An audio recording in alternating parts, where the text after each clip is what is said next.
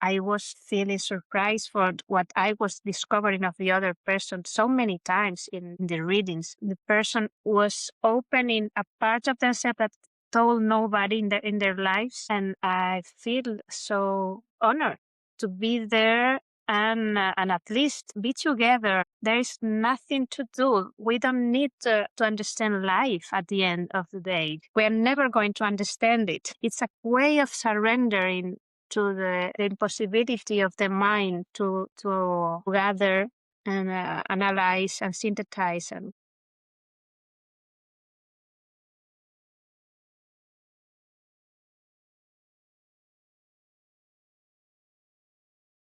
And that is the most beautiful thing. Not knowing gives you the possibility of living it with more aliveness, with interest, and beyond death somehow.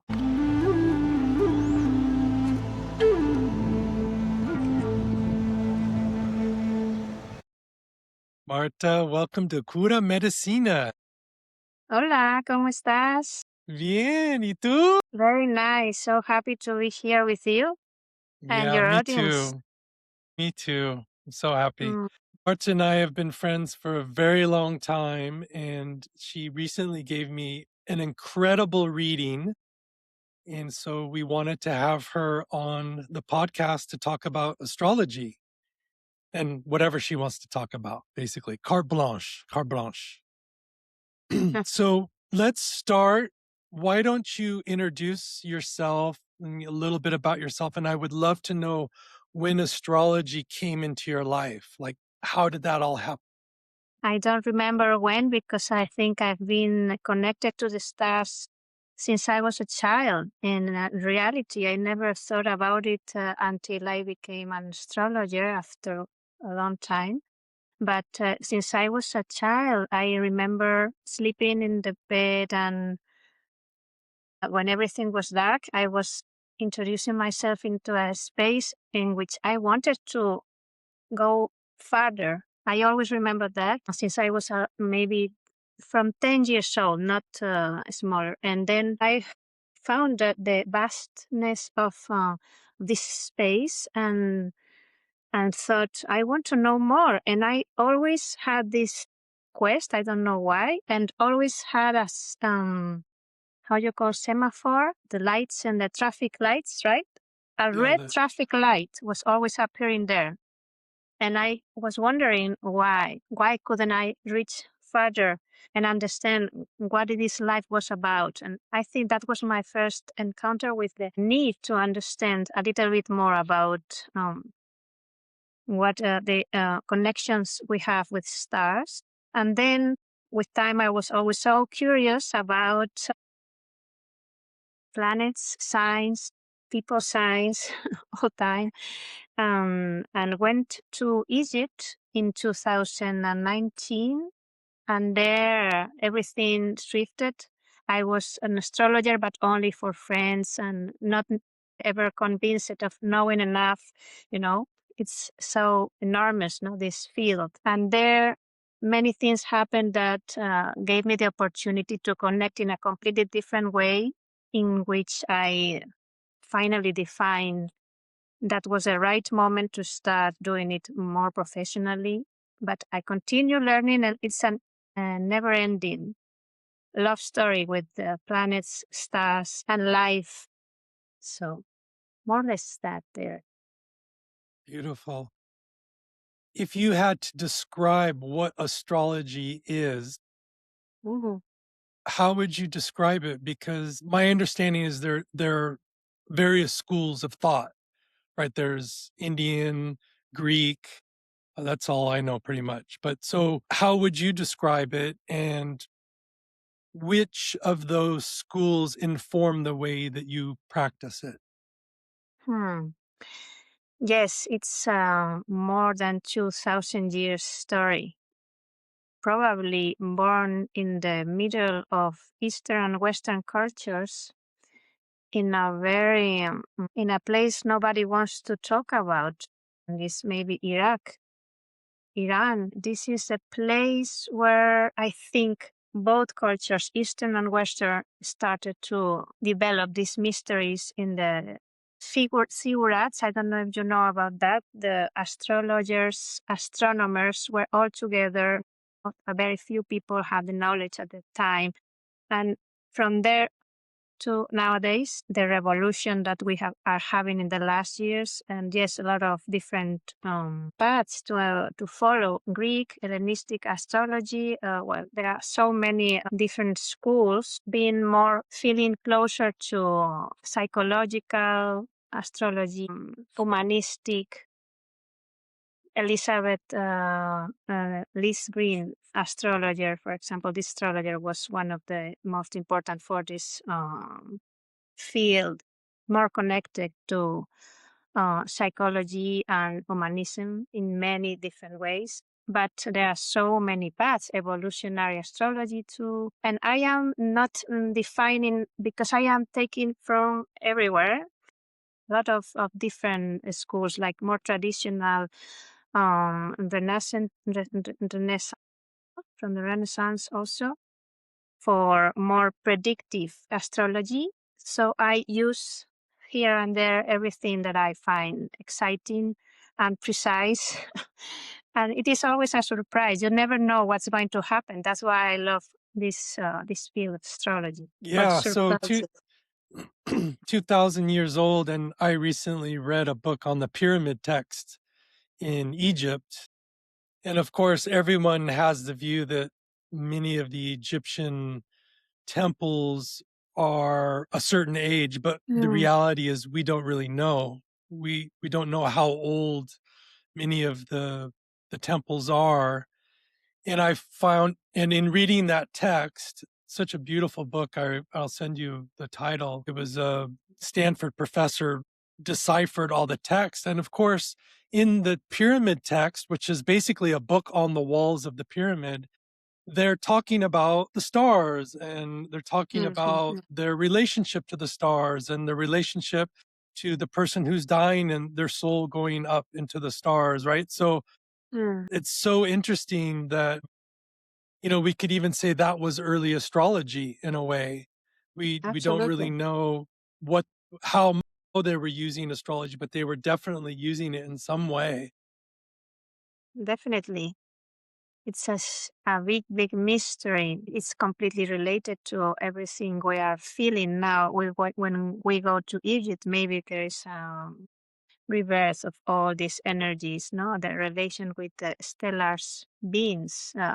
So, what I can tell you is also that my definite connection to understand what astrology was, it is the connection with feeling the planets, feeling the stars. And I think that's what I also felt when I was in Egypt, because it's nothing about an intellectual, it's less intellectual than we think, even because we are talking with images there, right? It's to decipher the puzzle of these pyramids, all these text that we see in stones, many of them broken.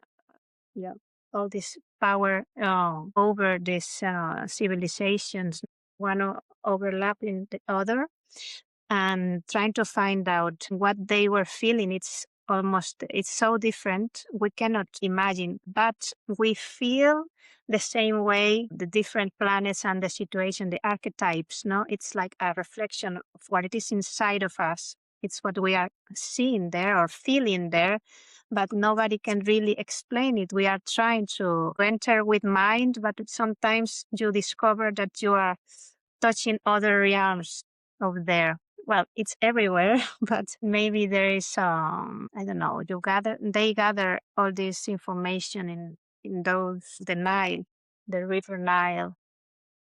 Maybe it's an electrical field of knowledge in a way too. It's like from different places, no? You have been there too, and you know these feelings. And I think entering into contact with this kind of feelings is what gives you the understanding. Well, to grasp the understanding of what we are and they were, and maybe a link between the stellar beings and us, and who are we? We don't know what are we made of. Maybe when I was in the desert at night, I went to Abu Simbel in the desert at 4 a.m., I felt that we really are this dust of stars, right? Everything connected over there. I think the desert has an incredible power to transform our psyche. I don't know if it's only, I don't think it's only in the desert, but there I felt, and the color was so strange. Never saw something like that. And many things started to develop for me Yeah, to become an astrologer. Egypt is a powerful land. If anybody listening hasn't been there, highly recommend going. In many ways, it changed the direction of my life, and feel so blessed to have the opportunity to Mm. go on a tour of the pyramids and just be in that land Mm. is so special. Let's talk for people who are maybe new to astrology, right? Because everyone hears about it, but I really want people to get a feeling of what Yeah. it is, right? Or like, Right. and to feel it, not just to like think about it. So I would say the pinnacle piece of astrology is our birth chart, is it not? Right. So, you really need to know your birth time, place, and with that information, you are able to map out basically this whole structure. Would you talk a little bit about that, the importance of the birth chart, and then maybe we can go through a little bit about the moon and the sun, the Yeah, rising sign, just to give people a feel, right? Who don't, like, I talk to a lot of absolutely. people and they might know their sun, but they don't know their rising sign or they don't know their moon. They're like, is that really even important? I was like, yeah, it's super important. That's right. It's an amazing opportunity to what we have now. It's like flying. We are giving it for granted, no? And I think it's one of the most wonderful things in life to see from beyond. And our life, in a way, has a map, a mandala. It is like this. Something to show you, beautiful thing. Look at this. Beautiful. Yeah. This is a mandala. It is the design. Later, maybe we will see more. And when we are born and we need the date, yes, and we need the place, and we need also nowadays everybody is changing spaces, and if they have lived for years in a place and then change, I always like to know where they have been living, and especially place of birth, if they have been there for a while, because that construction of the infancy and part of their life is there, and you're not going to see it in the same way in the chart that we are going to create from that information. The ephemerides is very simple, it's very mathematical. That's why the importance of this knowledge is coming from ages ago, no, where mathematics were united to astronomy, astrology, medicine, everything together. Now we have this simplicity of entering our data, and with this place of birth, first of all, I say this because a lot of people are now coming to live in other places, but always, at least the place you are living now, it's the most important one I am looking at. Not all astrologers are doing this, but for me, it works much better to do this chart, natal chart. So you have your natal chart, let's say like you in California, Los Angeles, or wherever it is, and it is probably very near where from the place you are now. But if it is far, if you were living in New York in your childhood and now you're in Los Angeles, we need both charts, and we are going to understand the movements. It is interesting. You are transits and everything that is happening to your chart is affecting affected by the place you are living in now. With that, we construct, yes, the sun. Everybody knows their sun sign, and with the time we can, and the exact time we know the moon sign, the ascendant, and the ascendant is the a constellation that was over when you were born in the mostly that moment. We need to know it as precisely as possible, because with 15 or 20 minutes it can change, but we can also recover some information. And your case was very special, when maybe most of your life you thought you were Scorpio, and I don't know if you knew your ascendant. I don't think so, right?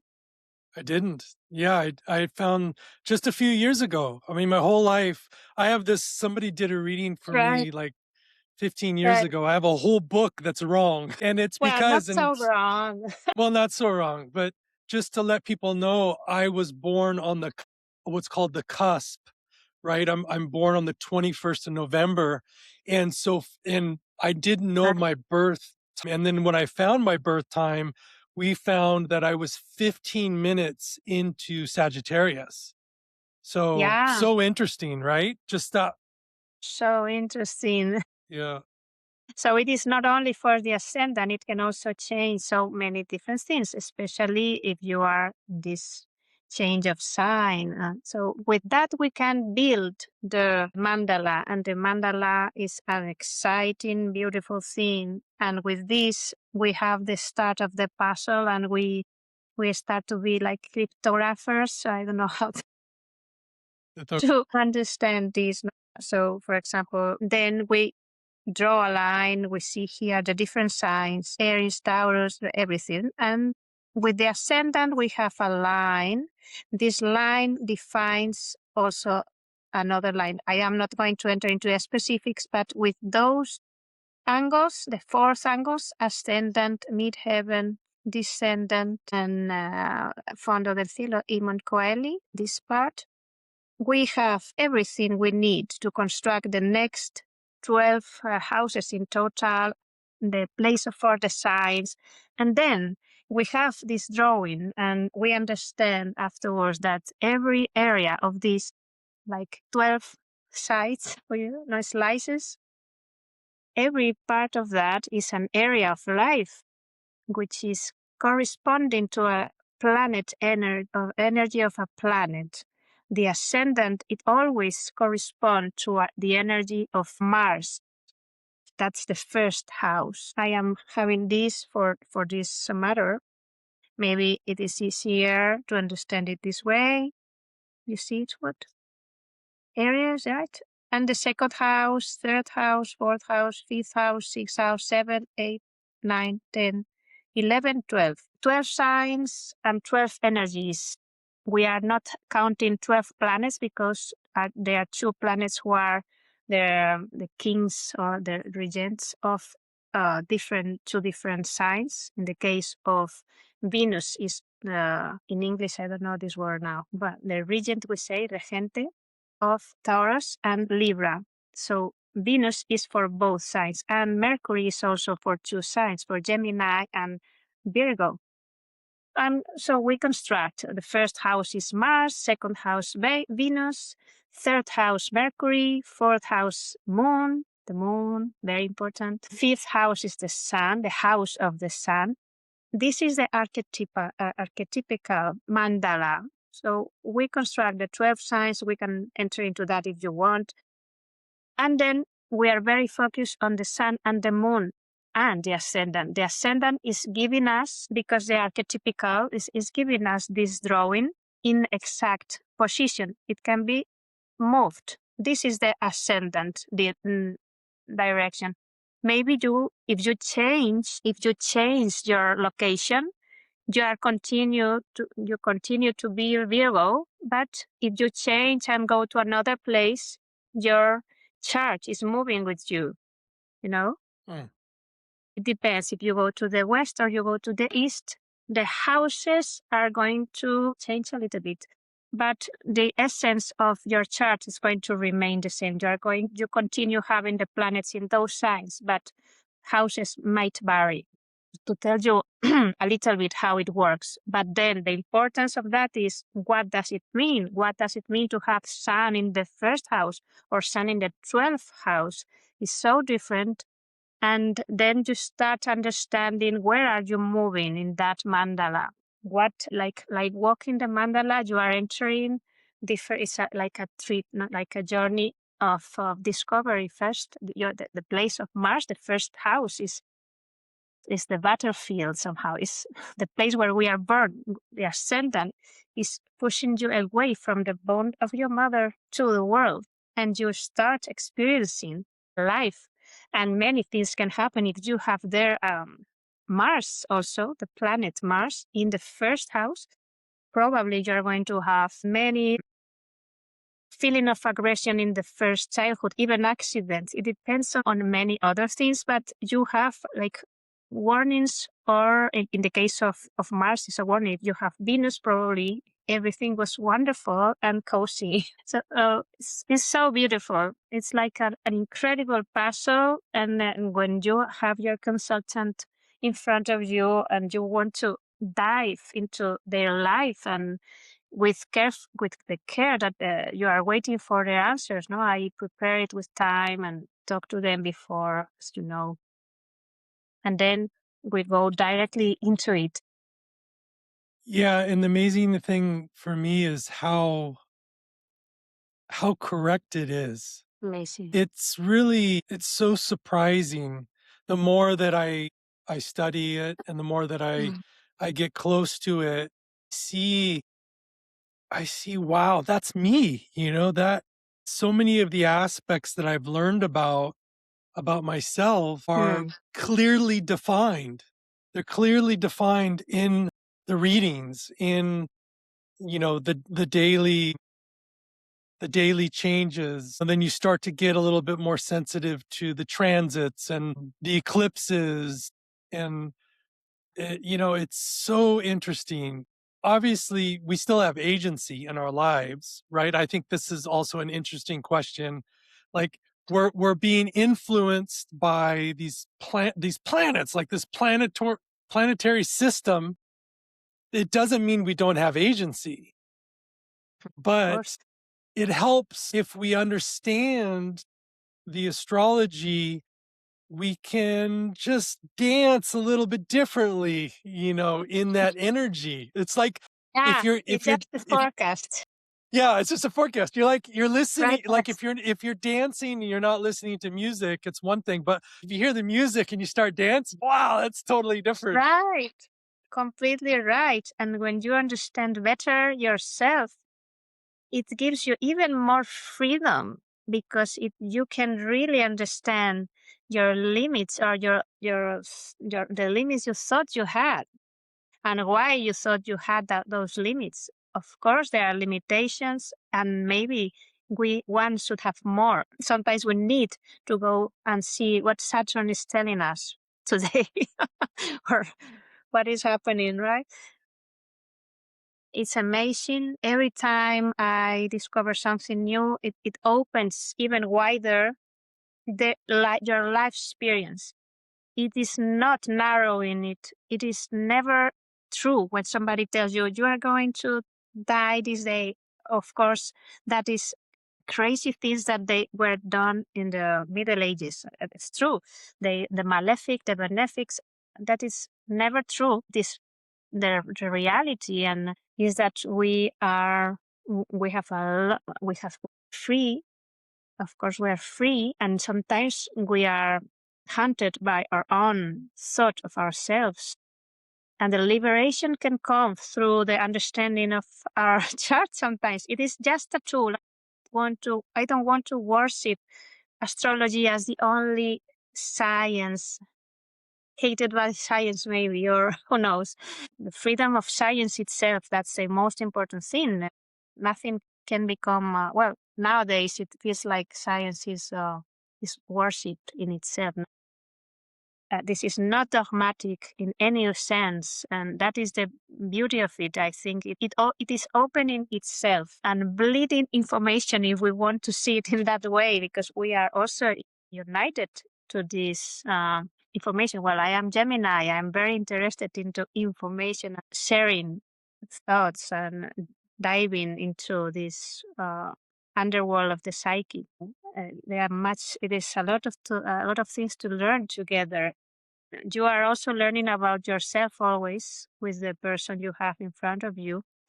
It is always a relationship. It is not only you are giving them information and you are helping them and they need you, they need to come to you again and again and again. It is not my philosophy. Of course, we can help each other, and it is give and receive in many different ways. It is incredible as much as you are finding out that the encounter with your chart and your transits. Imagine when they come to you and you say, fuck, they are showing you the problem you're having now in your life. And so you have to analyze it. And it's sometimes painful. And you're, wow, I can't believe I have to look at this deeply now with this person. So for me, at least, is a process. It's not that easy. It's like when they say in Interstellar, this poem, never enter lightly into the darkness or something like that. So it's a puzzle that you never know what you're going to find. So it's a discovery for both. And I think that's also the essence of life. You don't know. You enter into the unknown. When we had our reading, I felt like it was the combination of a crystal ball, deep therapy, and a peek into my the shadows that I carry.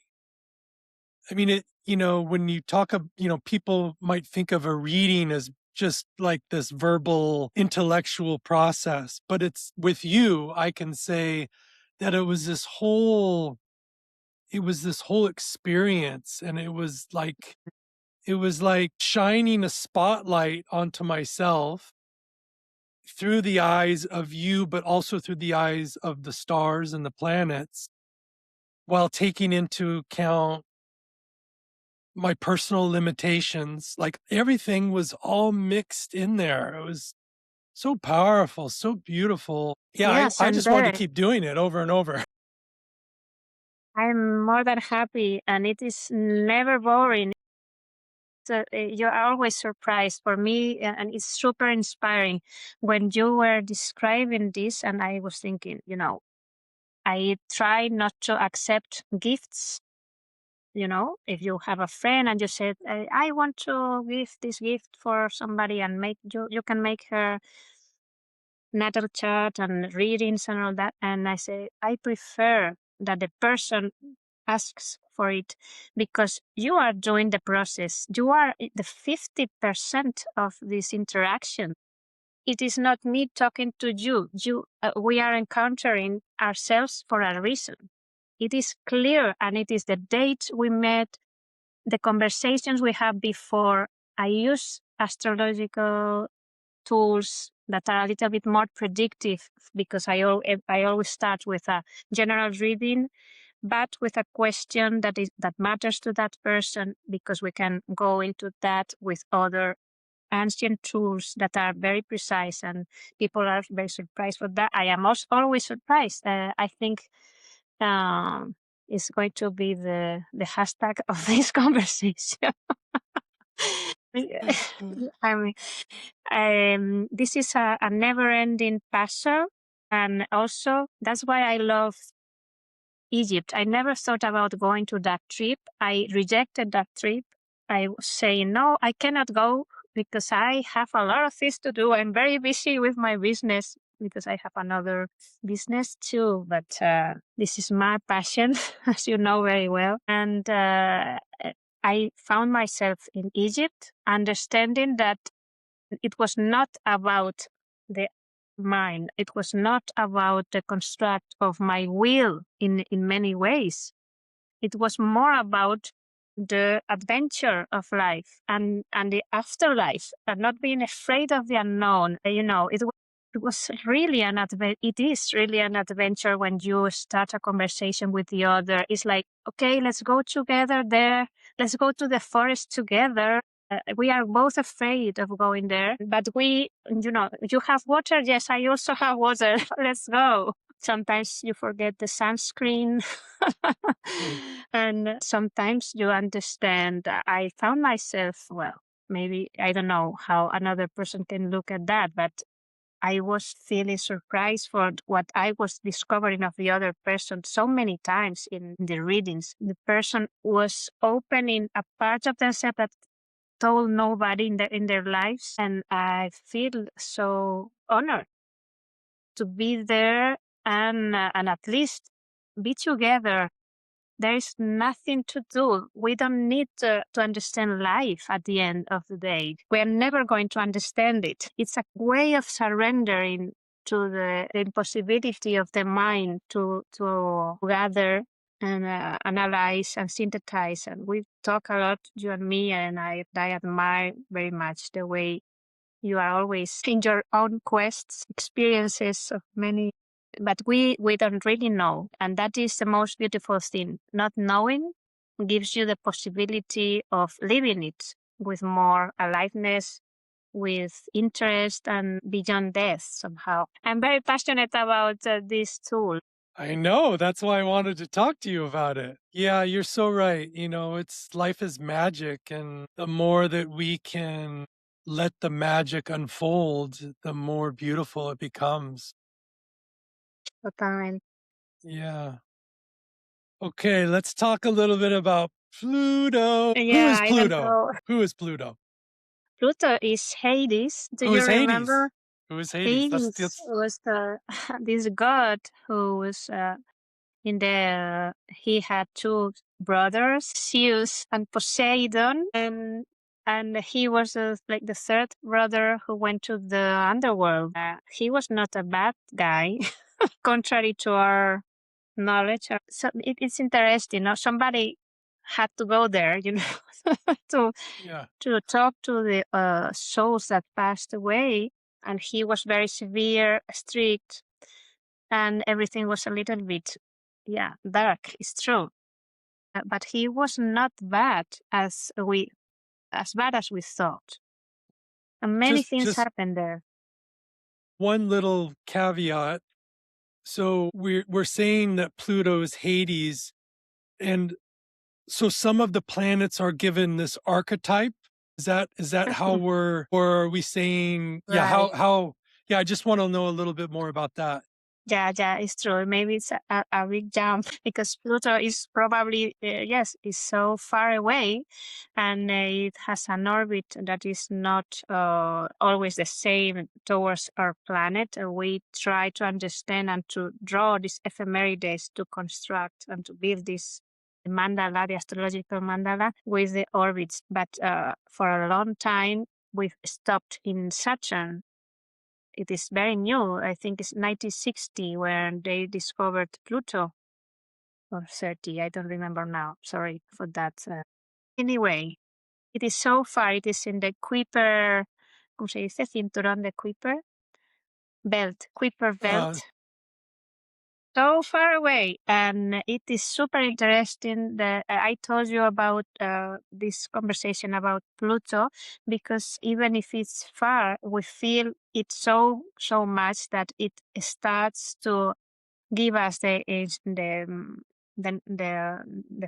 feeling that even things that are far away and that you don't see, but you feel it exactly as if they were in front of you, which is amazing. Is the farthest of the farthest, the farthest planet in our system, and now we are working with planets in that field, or small planets near there also. So yes, the archetype of Hades, it's so far, it is we don't see it in any way, and we compare it archetypically with what we cannot see and what we are forbidden to understand also in a way.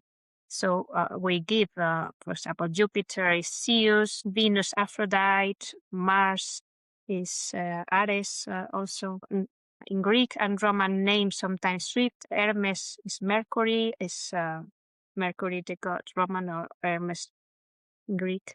So every planet has a Greek name for that, because we are talking about as above, so below, the Kybalion of this information that is giving us the feeling that we can understand each other through the understanding of our relationship on Earth and planet Earth with the luminaries, sun and moon, and everything around us in that way. So yes, Pluto, it is related to Hades, and we can talk. It has different archetypes, but I chose this one because I liked to talk not only about this mystery of Aries regent of Scorpio. Why am I choosing Scorpio Pluto? Because it is a spoiled planet by astrologers.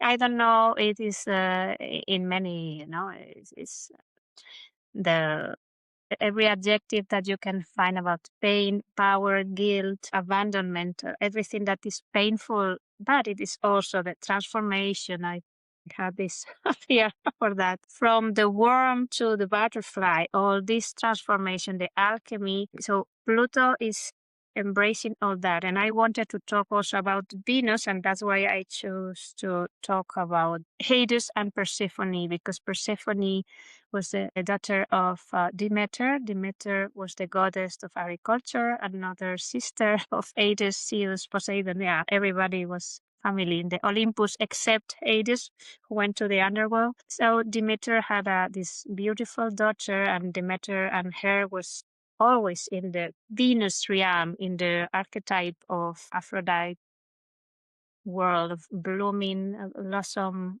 flowers and evergreen world. No, at that moment we only had this beautiful never-ending blooming season and Hades in the underworld, and everybody playing with seduction and pleasure in the it's part of life. This is the archetype of how sometimes we have this archetype of yes, small, when we are small and we don't really know very well how to enter into darkness, no, but we start feeling it, no, and I like the Hades and Persephone history. Persephone was how you abducted by Hades. And it's very interesting how this story unfolds because he was alone in the underworld and he needed companionship. It's like Dracula in Coppola's movies, Coppola's movie. When he said in Spanish, the translation is so beautiful. It's the first time I like a translation, and it is an invention because they said Dracula said to his lady, Winona Ryder in the movie, no? He said, "I've been waiting for you thousands of years." And in the translation, he said, "I've been waiting for you oceans of time." Mhm. And that was the feeling of Hades. He was alone, receiving these souls, and you are going to this part of hell, and in Dante's Divine Comedy, we have all the description of every terrible thing that can happen there. And, Demeter was very aware that his daughter was too attractive. It was like the essence of springtime. And Zeus, Hades, was looking after taking her for themselves, no? And there are different ways of explaining this story, but at the end, Persephone is seduced with a narcissus of 100 petals, which is also very exciting symbol of how the impossible, this attracted beauty is, we are so attracted to that, and she has this interest in going deeper. It's not that she was tired of the beauty of life, but she understood that she had a feeling that it was nothing, only that in life, it was not true. It is a quest of the truth. That is the importance of this story. And she is illustrating this descendant to our inner health or our inner hidden part of ourselves to meet Hades. She stayed there, and well, the story says that she was kind of kidnapped. But she was never attacked by Hades, never violated by him, which is very interesting because how we approach our traumas. Are we scared about traumas in themselves, or are we coming with our love, no, with the love that is coming from this blossom, this springtime, that Venus qualities that we have in our charts. So we are going to jump into what is happening here, what is taking me so deeply and passionately, and how can I transform that qualities that are sometimes felt more into the trauma and less into the transformation. It is a dance between these two possibilities. At the end, the polarity is the field in which astrology is made. We are always moving in these two possibilities, the polarities of Sagittarius, of Gemini, of Scorpio. Both things, it can be the most dangerous person, the criminal in a way, the scorpionic nature, and it can also be the most loyal, steady, and forever friend. And it is his life for you in the other side. So we try to have an equilibrium among the archetypes.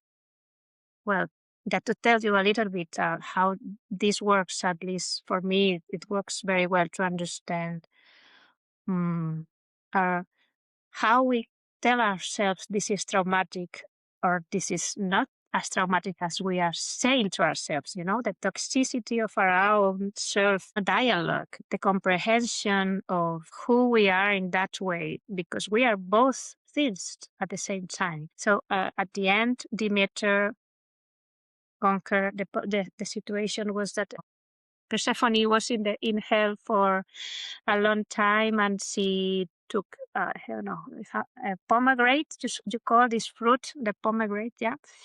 If you eat something in the underworld, you are going to be there forever. But she was so happy and interested in being with Hades for listening to him and understanding his solitude, understanding his problems, understanding the feeling that he was receiving all this. He was also absorbing the emotions of Scorpio, is the sensitivity, the intensity, the capacity, and it's also a feminine sign, by the way. So we can also partially think about the duality. It's always about duality in many ways in this world, no? So with this situation that we find of Persephone's eating these 6 grains of pomegranate, she was going to remain there, and at the end, she's going to be 6 months in the underground world and 6 months with Demeter in the land of beautiful land that we can harvest right now. The construction of the seasons was made with this tale or this legend or this myth. It's super interesting that how can we live these seasons, because they are all inside of us. That is the metaphor. We are living this winter of ourselves that sometimes with the depressions or problems or conditions that we don't know if it's possible to go out of them, or if we have to start an analysis, a psychoanalysis, or if there is a way that is much more direct. So sometimes it depends in the way you are looking at it, if you are going to continue digging into the same round of problematic, or if you're looking to your Venus and seeing the possibilities of what is really life about, the beauty of it, even in the moments where we don't see it.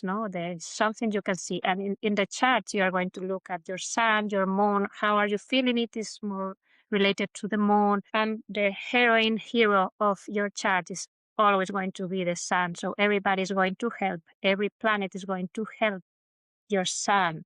In Western astrology, in Eastern astrology, is Moon, who is the queen of the chart, and I think it's very important to look at both. So in a way, Moon is also the past, and Sun is where are we going to. We have to experience all our charts to become our heroes. So going in and out of this hell is so important. It's like Jungian psychoanalysis, right? The integration of the shadow. Why we should go there? Because it is more real. We cannot hide that forever, and it's going to go somewhere and disrupt your life in the less expected moment with the worst faces sometimes. And in many ways, we cannot help to live what Pluto is bringing us with Hades is showing us. And Persephone is a kind of knew that she had to experience all that. There we can go into the charts and understand what are the infernos of that person, what are their passions, because this is the power of the person, Pluto. It's not only the obsessions, compulsions, jealousy, and envy or guilt. It is also the possibility of transformation, the possibilities of, and the tools, the power, the energy. Is the energy of the transformation is there. It is impossible to do it without Pluto. And is Pluto in this moment, in this time? Can you talk a little bit about how Pluto's influencing? Obviously, we're living through a quite a chaotic, I would call, moment in history. This is being recorded in March of 2026. So maybe talk a little bit about what's happening now and how Pluto is active in this moment Right. It's to very help people interesting. understand, right? Right. When we were in the 2021, everybody knows who they were. It's like with September 11, everybody knows where they were. In 2021, we were having the triple conjunction of Saturn and Pluto together were in Capricorn, and then the slower of them is Pluto entering Aquarius only 2 years ago, but he entered and come back. So right now we have him direct. The orbit is going strongly, is super powerful and in Aquarius. And it is the description you made, the chaotic is always linked to Aquarius. The regent of Aquarius is Uranus, the planet of the uncertainties, a planet we look for when we want to understand how the innovation, the collective expression, everything which is, it has many different phases, is also philanthropic in a good way. It is very complex to understand how it's going to develop. It's going to be there for 20 years almost in Aquarius. We shouldn't be scared about because technology is Aquarius, all these innovations, different new energies. I think, I guess everybody knows that wars are always a matter of energy control in the world, no? What is the with artificial intelligence of, well, it is a very funny name. I think Pluto is bringing us power to the people, could be one of them because it's collective power. It is true that many people are considering in geostrategy in the world that it's a multipolar world, and how that is going to be managed, who has the power. Pluto is not very generous. He usually wants to have power himself in that sense because it wants to really be a very atomical. It is true that Uranus energy is also linked to radioactivity, everything that is not easy to a quantum field, everything that cannot be that you cannot gather. Only if you gather it is going to be even more potent, no? But it also has a quality of Pluto in it. On it, it is a little bit very stubborn, not like Taurus energy, but it is very fixed at Uranus energy, Aquarius energy. So sometimes the power, but without description of who could have it in fight. In fact, there is a fight of different powers. That's why, amazingly, the Federal Reserve said they don't know. It's very, very interesting to hear that. Yes, and yes, Pluto is the hidden secrets. It is never what it seems, right? So probably they know. They just don't want us to know. But at the same time, different powers maybe are more united as we think as a collective. No, the interests apparently are very dissolved. That is Pluto in Aquarius too. It is super complex. Nobody can really say this is really this the construction, the energies that we have with Pluto in Capricorn were much more hierarchical, and it was much more defined. And it's like nowadays the collective can also feel the power, but like small powers are not power, right? Division, no, it's kind of division. It is well, I don't know. I think we are facing a very very interesting moment for our civilization. Has a responsibility, which is Pluto is very also responsible, but it is not afraid of destruction. Destruction is his land of more manageable. His energy on war is very linked to it. Pluto is also big brother of Mars, which is also fight or battles. I am not saying that. I mean, this is the energy that we are probably reflecting. We are feeling the division for all this time. We are divided. We have been learning that it is us or nothing. No, it's like supervivencia. To survive. Yeah. And one Yeah, thing you did say about Pluto, I want to be optimistic, is absolutely. you said it was also a transformer. It brings transformation. Hmm. So we could say, and this is what I believe, is that what we're seeing in the world is things have to be burnt down before they can be reborn. And that for me is exactly what you said about Pluto, right? It's a transformative process. You have to burn the Yeah, field before new growth can happen. Of course, it's not yeah. easy, but it's necessary. And yeah, Aphrodite was born. It's very strange. The Greek myths are super strange. Nobody can understand them. It's really, but Saturn was fighting with Uranus. Uranus is the father of Aquarius. That's why we're talking about Pluto Aquarius, right?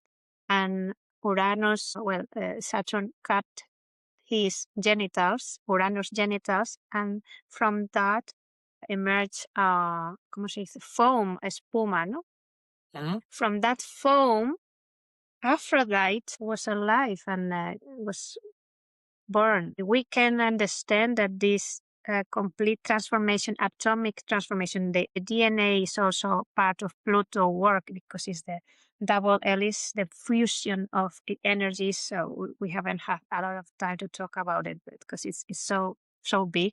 But we can understand that this transformation is going to also be a transformation of ourselves. It can also be linked to transhumanism, how technology and the fusion of the biology could so the question of what is human life, and we talk sometimes, I think you might remember lately about Frankenstein, right? It's super interesting. It's also an archetype of Uranus, and we talk about it in the fire of the gods, right? And we have this Prometheus force that is the possibility of creating something new.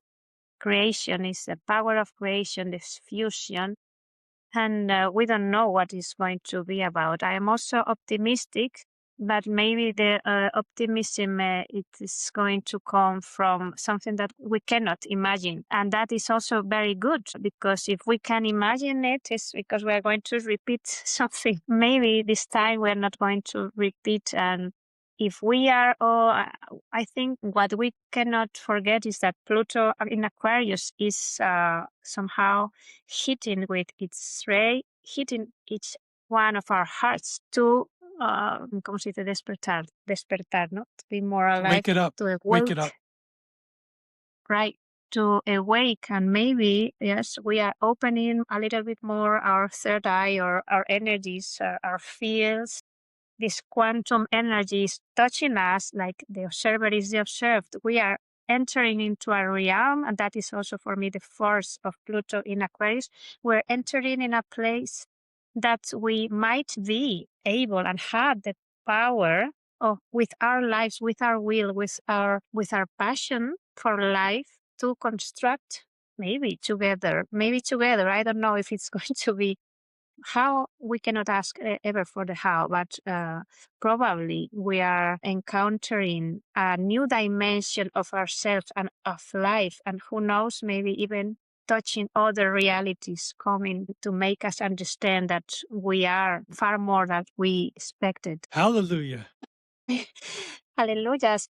Yeah, it was a beautiful way to wrap up Pluto. Yeah. Did you want to bring in some Venus just to wrap up Yeah, well, I would the like energy of to Pluto? remember that, yes, Venus is our pleasures, how we are enjoying life, what is that we are so different. It is beautiful to see that we need all of us. That is the beauty of the mandala. Life is made by all these people together. We need each other. We need each chart. It is amazing that maybe one day this is like the heart of this universe reflected into these human beings that apparently lost in planet Earth, but Gaia is so generous. It is impressive, and people who are so in the knowledge of the, which is the essence of the end of this world. We have all this information in our bodies, in the connection of our bodies. The biology in itself, it is probably having the most cosmic love, right? It is in every cell of us. And it helps us forget these small petty things that apparently are so problematic sometimes, but it is far wider, the pleasure of life, how we can use our senses. First of all, Venus is the tact, el tacto, tocar, no? Every beautiful thing in life is connected to how we experience it in our bodies. And the joy of the pleasure, of course, Pluto is also sexuality. Pluto, sexuality and emotion, and be also careful with how we enter into that. Is, I think, is this part of emotional responsibility that is also giving even more beauty to how we use our energies and the power we have with our minds and with our bodies too. The creation of life is there. It is with the most wonderful aspects of Aphrodite, and how she awakes our more sacred places, no? The temples. This is something beautiful I wanted to tell you. You know that this is selenite, as you can see, probably. And selenite is a lunar. Selene was the goddess of the moon. And in the temples, and I enter into that because people who are also maybe thinking that solitude, it can also be a pleasure. Lunar needs the moon needs also that space for relaxation, for connection on these principles of equilibrium in a relationship too. And this selenite was the glass of the sacred temples. And I like to think that we also need to understand the protection of what we love, the protection of our Venus. Venus is also very protective. Our Venus qualities for signs, aspects, and the house where your Venus is and everything related to that. It is also giving you tools to understand how you can give pleasure to yourself and not being too overwhelmed by relationship or problems with the outside world, and how you can also regulate yourself, your own, and with others. So it gives a lot of clues. It's like the solution for many other things we have seen if we put it into practice. So I would like to add something, maybe to gather a little bit what is this? It's a paradox that Jung told, and it has to be something linked to what is maybe when we think about beauty, and we think that we need to preserve ourselves young and beautiful. Apparently, that is the line we are hearing every day, a rejection for maturity in every sense. And with thinking that is something that we don't want to see. We're blind to that. But John said something that I like very much, and we need to preserve ourselves young and beautiful. Is that true? Eternal youth. But what's really essential is to let life transform you. It is the other side, the beautiful side, the Venusian aspect of Pluto. It is the beauty of transformation. Remember, where are we going? We need this Pluto energy to become part of that cycle of life and become the Venusian aspect of ourselves. And sometimes we don't see it without the transformation. So that's a little bit part of a conversation that I have enjoyed very much. Me too. So much great information, and we have to do this more often. I really There you feel go. like we're just scratching the surface of this. And Hmm. if people would like to work with you, where can they find you? Yes, there's a website. It's going to be updated, but it is Marta Luxor, altogether Marta without the H, Marta Luxor, like Luxor, the city in Egypt, Luxor.com. There you can find me, or through you whenever you want. Yes. And I'll put a link to that website in the show notes if anybody is called What? to work with you. And I just have to say you're amazing, and anybody who, Thank is you. listening to this conversation and is feeling the energy of Marta and would love a reading. She came to my reading with like 40 pages of preparation material. You did. Don't say you did. You totally did. Maybe 20. But anyway, she really takes this very seriously, and she loves to do it, which for me is I like the key, right? When somebody comes with a deep knowledge and a love for what they're doing, it's just a pleasure to receive a reading from you. I mean, it's amazing. So I just want to thank put in you so much. my testimonial in there, and thank you so much for this conversation. Until the next time. It means a lot to me. Thanks so much. You are wonderful. And Thank you. it's lovely being here with you. I agree. Bye. Ciao, ciao. I hope you enjoyed that episode. Thanks to Marta for really bringing it with the astrology. Appreciate her point of view and all the knowledge that she carries. So much wisdom. Astrology's somewhat new for me, and if you were a disbeliever, as I was for a long time, I would encourage you to really go out there and get a reading and find the jewels and the beauty of this ancient old tradition. It really is powerful. And I'm so happy that I had this opportunity to speak to Marta. Please hit that subscribe button and leave a review if you feel called. I look forward to seeing you on the next episode. Howsh, howsh.